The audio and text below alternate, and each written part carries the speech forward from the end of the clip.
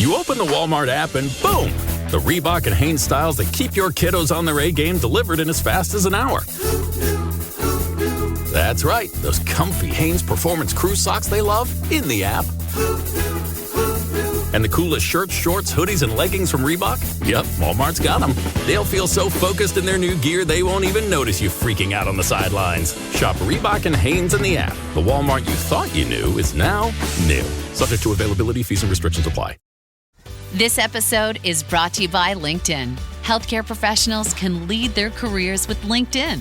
Discover jobs by specialty, preferred shifts, and even desired salary. From mental health therapists to radiology technicians, it's now faster and easier for healthcare professionals to find the right fit. Learn more at linkedin.com/healthcare. Side effects may include faster job placement, improved work-life balance, and increased career satisfaction.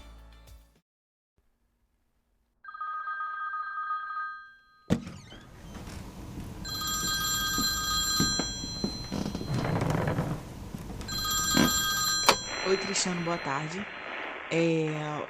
Vou falar meu breve relato sobre essas questões do além. Foi algo muito forte na nossa família, né? Marcante, inesquecível. Aconteceu com a minha filha mais velha, Luísa. Hoje ela tem 10 anos, na época ela tinha 4. E foi assim algo bem sobrenatural mesmo, do início ao final de toda a história. Ela vinha apresentando febre alta durante uns 2 dias, a gente não sabia bem o que era, eu estava tratando com remédios para baixar a febre e tal, e ela não tinha outro sintoma.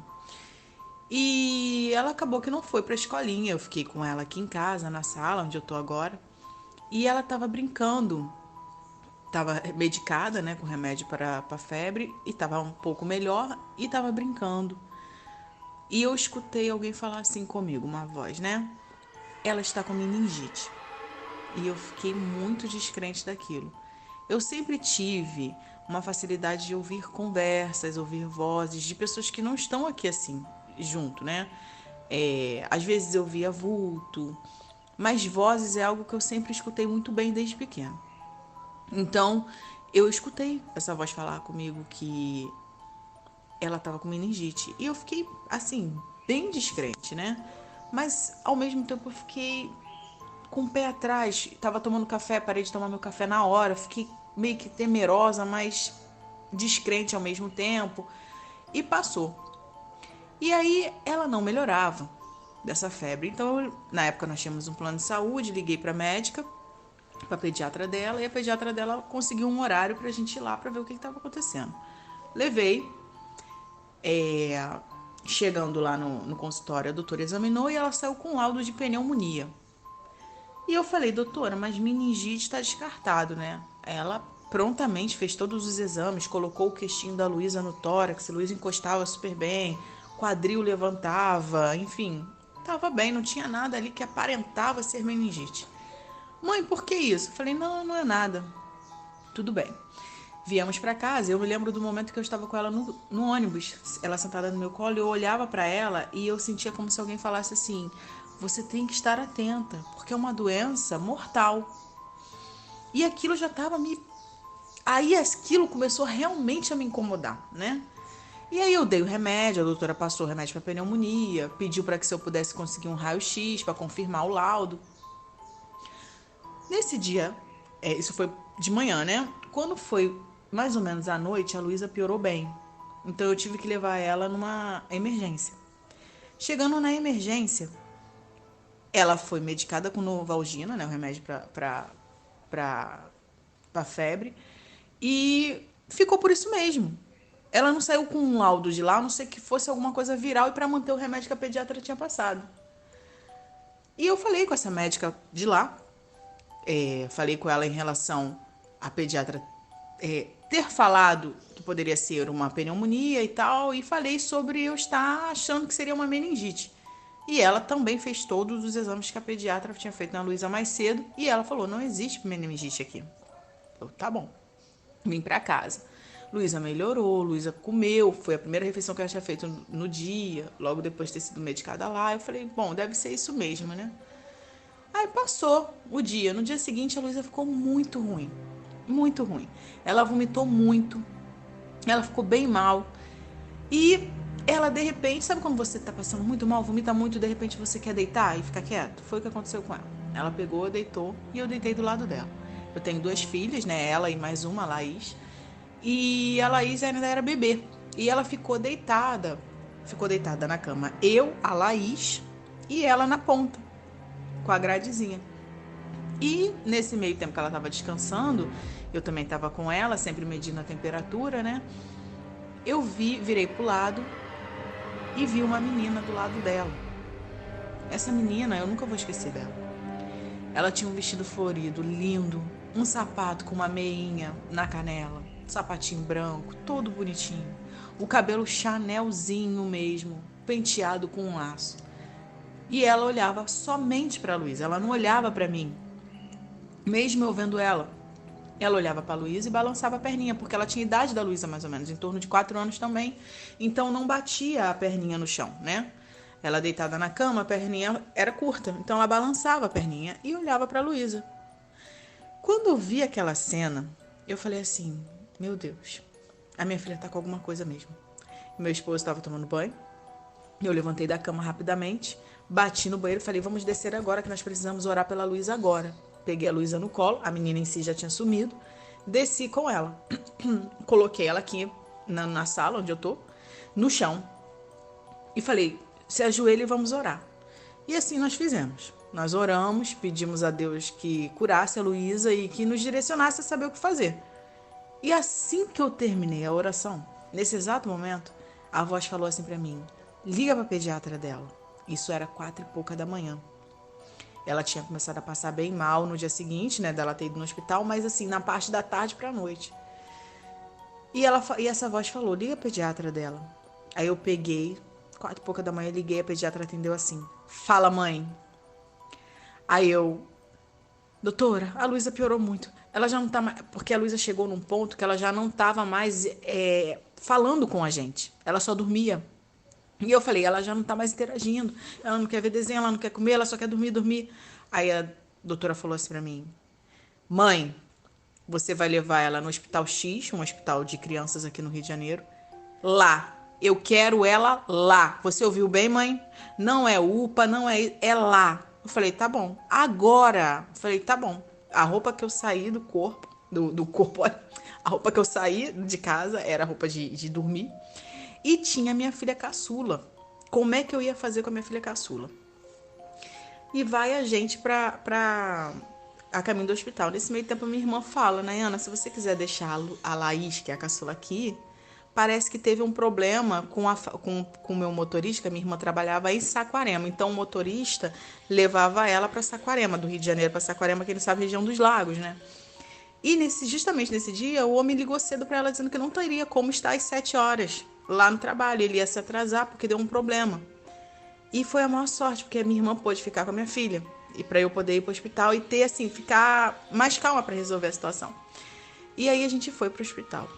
Chegando lá no hospital, quem era da equipe, do plantão, eram amigos da pediatra, né? E aí, quando a doutora foi examinar a Luísa, que ela foi fazer o teste de bater o queixo no peito, não encostava. Estava enrijecido. E aí ela foi fazendo o quadril. O quadril também não levantava, estava enrijecido. Ela olhou para mim e falou, é meningite. Eu cheguei para trás, eu me lembro, Cristiano, de perder os movimentos da minha perna. Eu não conseguia ficar em pé. E aí eles pegaram uma cadeira para mim, eu sentei e eu comecei a chorar muito. Até eu me emociono, porque realmente foi algo assim sobrenatural. Aí ela falou assim para mim, fica calma, vamos botar máscara, nós vamos ficar em isolamento, porque é uma doença que pega. E ela vai ser levada agora para tomografia para poder ver onde está a bactéria, enfim, eu preciso radiografar, preciso fazer a tomografia cerebral dela. Tudo bem, eu falei, não tenho mais como levar, não tenho mais força. Meu esposo pode deixar que eu vou. Aí ele foi. Aí nessa mesma hora entrou uma enfermeira. Mãe, você tá bem? Eu falei assim, não tô muito bem. Ela falou, eu vou orar por você. Aí ela pegou, orou por mim, eu me senti melhor. E aí ela saiu ela fez o teste do líquor, saiu positivo para meningite. E assim ela foi direto para UTI. Nisso que ela foi para UTI foi horrível, porque eu não podia entrar e a gente só pôde entrar depois, eu não conseguia saber exatamente o que estava acontecendo. Os médicos excelentes me deram todo um apoio possível.